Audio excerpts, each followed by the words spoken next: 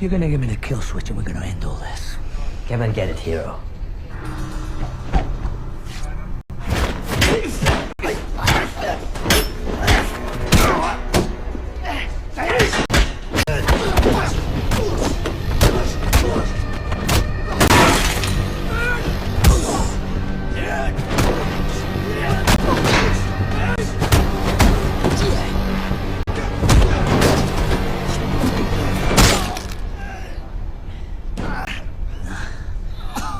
That's the biggest one I got.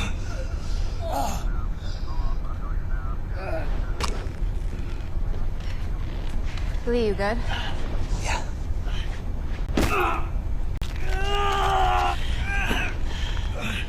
Where's the kill switch?